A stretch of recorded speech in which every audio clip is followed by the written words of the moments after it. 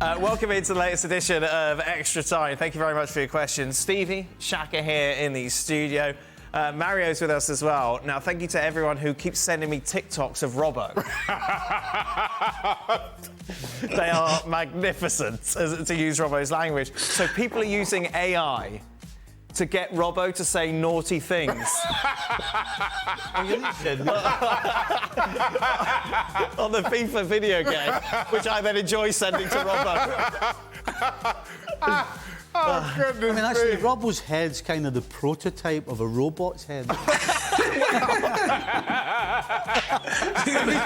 Robbo's face, look at his face. I saw iRobot the other day. That's Robbo's iRobot. iRobot is based on Robbo's based on physique, Robbo's... Wow. Welcome to Extra Time, Robbo. It's always good to be here. Yeah, always good to be here. To be the butt of all the jokes. As I've always said, you're a nasty little man, Dan. Nasty little man. Stevie's not that little. We didn't even need AI for that one. Wow. Some of the things he says, Shaq. You got to show me. I got to see something. Oh, dear. Meanwhile, Stevie has got to send me videos of him walking the dog in the rain. Why do I get that every day? I don't know. Thank you very much. What a lovely treat. Shaka, how do you feel about the 8-0 win? Will this kickstart Newcastle's season and help them in their Champions League group?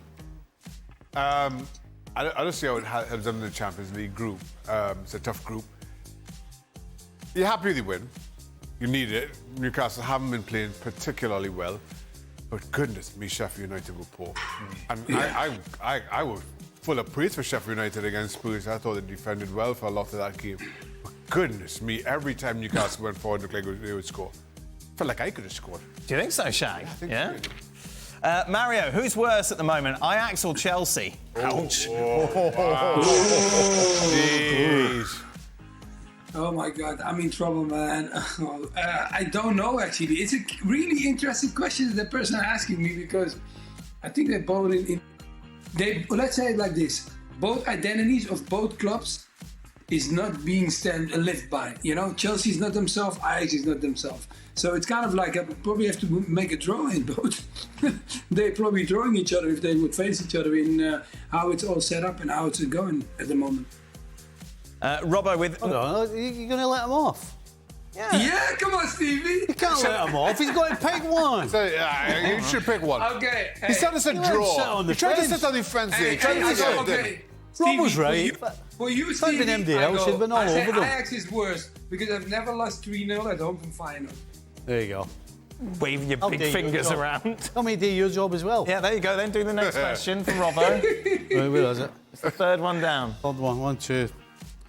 Robbo, will Ancelotti make it to the end of the season? Will he make it to the end of the season? Obviously, it depends on results, but I think he will. I think I think Real Madrid will not be as bad as we may think they were after the Atletico Madrid game. Remember, they've won all their other games so far this season. He will make it to the end of the season, and Real Madrid will, in my view, come second, do quite well in the Champions League, and maybe win the Copa del Rey. There we go. Some predictions. I got a right surge of power asking that question. Did you? Oh, you know when you said on you go. Take over. There you go. You liked it. That's what happens with Dan, you know. That's what happens. You notice that, yeah. Shaka, what's it like to be on the receiving end of a blowout like Sheffield United had against Newcastle? Shut. A blowout? Oh, blowout. Oh, I'm sorry, I wasn't. Sorry, that's... How many games did you feel it took to get the team back on track? 3. Okay. I've been on the wrong end. Well, not 8. Got 7 once. 7? Yeah. Where was that? Can't remember. Okay. So I conceded 12 goals in 2 games. I think it was Blackburn and Everton, and I can't remember which one was which. It takes. I think after that it takes about 3 to kind of settle down and just put them behind you. We talked about this last week, didn't we? Was it 9-0 you against Spurs, Mario? Oh yeah, man, it was 9-1 or something. Oh yeah, I talked about it. Remember when I said I gave the money back to the fans because I was embarrassed? I did not listen. That moment I will never forget in my life because I spent like at least a week to go on the streets and just go training or go home because I didn't want to meet anybody. I was like, let's get this game going, the next game. Because you feel so embarrassed and you know that people are going to pick up that conversation with you. And you just don't want to have that conversation. Robbo, what's the biggest blowout you've been on the receiving end of? I think we lost. This was at Arsenal in the early days. I think my first full year. We just got to the semi-final of the FA Cup when we played Tottenham the week before. And I have to say, most of the players were keeping themselves fit for the FA Cup, which was going to be a big game against Manchester United. And we lost to Spurs 5-0 at White Hart Lane. Never a good place to lose 5-0 against your local rivals. That wasn't a good day. And of course, we lost the FA Cup semi-final as well. Were you thinking ahead to that semi-final as well, Robbo? Not focused? There was probably a little bit of me that was thinking about the semi-final. It was a massive game for us. We were sort of 7th, 8th in the league. Cup semi-final against Man United when the FA Cup was the big thing. Unfortunately, we lost that as well. Mario gave the money back to his fans. Would you ever have considered doing that? We didn't earn the sort of money that Mario earned. We couldn't give it back. What's going on? There you go. No, you played there for 23 years or something? No, don't even go there. Mario can refund the entire stadium. Mario gave everybody their money back. Yeah, exactly. Sheffield Wednesday? Sheffield Wednesday, 7-2. Oof. How long does it take you to get over something like that? Well, it actually didn't take as long because we actually drew the second half 2 apiece. We're 5-0 down at half time. And did you come on as a sub in that game? came on as a sub, aye. That's a nice treat. Yeah. I had 10 pints the day before as well. Well, there we go. Hey, what? I'd figured it. I'd worked out I wasn't playing. Right. In fact, I didn't even think I'd be in the squad. Ooh. But then I was in the squad and I went, aye, OK. And then he had me on the bench. It was Davy Plate. Yep. And I'm like, I'm still not get on anyway.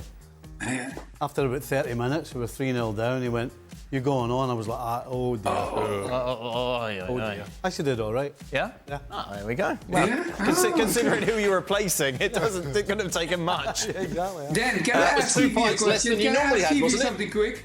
Stevie, because I heard some rumours that the guys were taking shots. You know, like when I came to Chelsea, some of the guys were talking about that. You know, at that time, like, oh, we taking shots before the game kicked off. Then now you're talking about that you guys had drinks. So was it really like that general? Because I was still in Holland at that time, so that's why I'm asking you that question. Oh, I mean, they didn't normally do that. I just figured I wasn't playing. But I remember Phil O'Neill. So when I went to Liverpool, 81, and the first game, for the game, he walked over to the bag, running around in the bag, and there was a wee quarter bottle of whiskey in it. He just opened it up, went like that, took a shot. I was like, what's going on here? What the heck? He just took it to feel it, get him going. Right. Yeah. Okay. I feel like we're going down a dangerous route here, so I'm going to move on. No, it's only one swing. Maybe you need a shot, Dan. Pardon? Maybe you need a shot just to keep you on track. Take it before the show. No, I don't think that would be a good idea. Try it. Just be great. Just a quick one. Yeah, just a quick one. And that'll be good. When you punched Phil Neal, Robbo, did he have to have a drink afterwards? I knew that was coming. As soon as he said Phil Neal, I thought, here we go.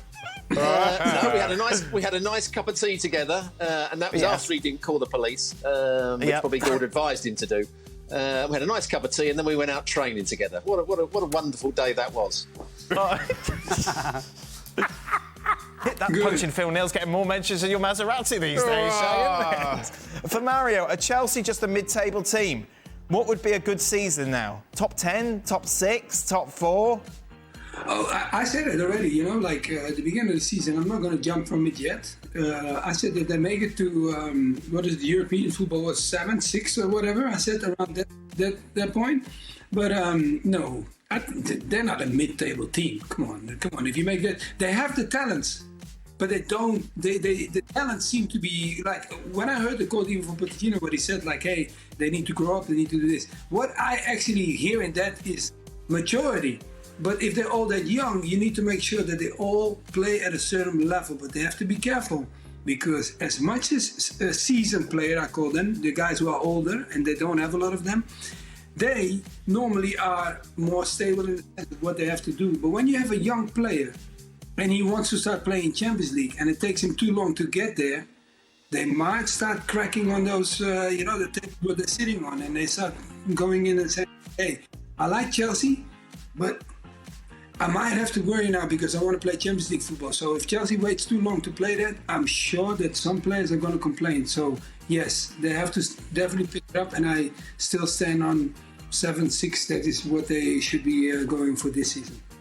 Mario's got a lovely shooting star, hasn't he? Pattern over his shoulder with the way the sun is coming through the window. It's beautiful. Never knows. Well, there you go. I was listening. Well, I was listening and looking. I could do two things, Shaq. Just saying. Robbo, should Victor Osimhen's public discontent with Rudy Garcia cue clubs to contact Napoli for his striker's services? Not at the moment they can't do, but maybe in January. It's not obviously going well at the moment. He's a top-class player. He will score goals wherever he's gone. So the big clubs can start looking at him in January, I suppose, if he's still not happy.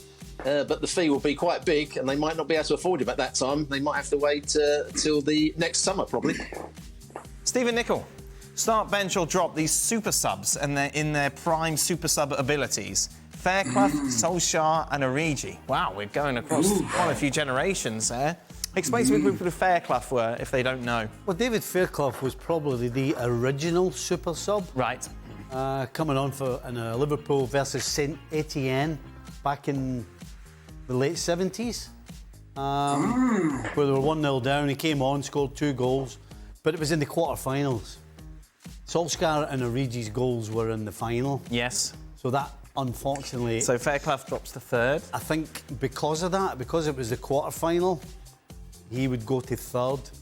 I think Origi's was the second goal in the final. So again, I'll have to challenge you here, Stevie. I've got to challenge Stevie sure. because Red on that day when Origi scored against Spurs, I was sitting next to Stevie, and when Liverpool brought him on, Stevie's first comment was, "Oh, what's he doing bringing it on? Get that idiot off." That was what he said. Wow. Oh, wow. And then, about 10 minutes later, he scores, and suddenly he's a great player. Wow, well he played. did. Oh no! I know. Now you're making up stories. And now you're making up stories. That's not what I said. I'll tell you what. Did he score a goal? Yes. Yes, he did. Yes. Right. And actually, that's what the guy did in Liverpool. He never saw the field until the last 5-10 minutes, and whatever it was. And yes, he had a habit of scoring big goals. Yeah, Barcelona. But I'll tell you what, in open play, he was horrendous. And in that final, he was horrendous as well. Even though he scored a goal, for a guy who's about 6'12", he can't head a ball to save his life. All right, Robert, calm down. Exactly. You won the Champions League. He couldn't hold a bag of cement. With you anymore. He couldn't hold a bag of cement if you played it up to him. He couldn't pass the ball to anybody with the same colour of jersey on. Wow. And he can't head the ball. But he scored a goal in the final. But you didn't need all that. But I'm just telling you. I blame Robbo. Robbo's got Stevie all one. And Robbo's wrong. I did not say he's a great player. I told Robbo exactly that. I said, you know what? He has scored a goal. Yeah. I'll tell you what, his actual play is garbage. What about Robbo on that trip? He had a little cold. Told the world about it all the time. Then he never told me. Moaning he was. Next year. I don't remember you talking Next about it, year Robbo. gave you the cold. Dan, you've never ever heard me moan, Dan. I'm the happiest person alive. You know that when I'm on a trip. Yeah. I remember you get your grub pod trying to get into the stadium. Remember that? So yeah, I'd have to go. Yeah, that wasn't good. We're still on the question? Oh, There you go, yeah. Wow, I went on a bit of a Origi tangent. You think Origi was a good player? There we go. Mario, Dan, you'll talk. We're running out of time, so keep this short because it's quite complicated. Why is it that PSV excel domestically but struggle in Europe once they reach the group stage of the competition? Well, they just get better people, aren't they? Very simple, because in Europe the league demands more, and now in Holland at this point, I was talking about Ajax and Feyenoord before, and you could see that the levels are not there, and Holland needs a little bit more time to get back to the level where they feel more comfortable playing in Europe, and that's why European sides are sometimes a step ahead of us. Final question. I saw the little star pattern there, Dan. I saw it. Well, weren't you listening, I was Shaq? looking You out weren't listening. for it. Weren't listening. I didn't hear one thing he said. Final question, Robbo will hate this. The Madrid derby yesterday, Robbo, reminded me of how much I enjoy seeing Cholo getting the fans involved, like some kind of wildly... Atleti fan. I haven't even finished the question yet. All right, go back to your Origi rant. I haven't even finished this yet. Enjoy Cholo. Yeah, how about you get your team to play football? Well, they played well yesterday. Oh, great. Once in a blue moon. OK, well, let's give them credit where it's due. Aye, right. Like Origi scoring in the final. Cholo, yeah. Who is your all-time favourite manager for crowd participation, Robbo? Oh, there's no manager should be entertaining the crowd and trying to wind up the crowd. As Stevie just said, the manager is there to coach the players, to give information to the players, change things tactically, not try and wind up the crowd. We see that at the Emirates every week, a manager that wants to do that. And now we got Simeone doing it every week. No. Arteta's catching strays now as well for no reason. And actually, I'm also gonna have a go at Mario. Why do we have to call them Netherlands and he can call them Holland? Oh, because we use both terms, Rob. It doesnn't matter. I either call it Holland or I call it Netherlands. You quickly put that flame up. Robbo, that's what I learned at school, my friend. Maybe my teacher was wrong. We get the sack if we call them Holland on the TV. I don't think you'll get the sack, dramatic man. I think you should test it out. You would from UEFA. You would from UEFA. You would from UEFA. I'll tell you what. Okay. Next TikTok is just Robbo saying Holland all the time. Holland. Netherlands. Which manager? You hate this as well, don't you, manager? I hate it even more, though, because if you notice, Cholo only does it when they're winning. Right. You never see him try to stir them up when they're getting beat. I think he's done it when they're getting beat. I've seen occasions where he's done that. Can't be doing that. No, I've seen him definitely do it when they're getting beat. I've coached against a couple of coaches like that. You know when when they're winning, right? They're up and they're doing this and they're giving it all this and you do this and all that. Like before when they were Garbies, they're sitting like a wee mouse, not saying a word. Oh. And they've got to start showing off to the owners and all that. Robbie. 100%, Stevie. 100%. All right. Does my brain. Grumpy old men. Got kind of odd. It has, Jack, hasn't it? We ended on a nice note. Yeah, just what, with me? Yes. No, I'm done. OK, you're done. That's lovely. That brings us to the end of today's rather eventful Extra Time. Just a reminder, we'll be back tomorrow. Lots going on tomorrow. We're live if you're in the States for the United clash against Crystal Palace. Yeah. Mm-hmm.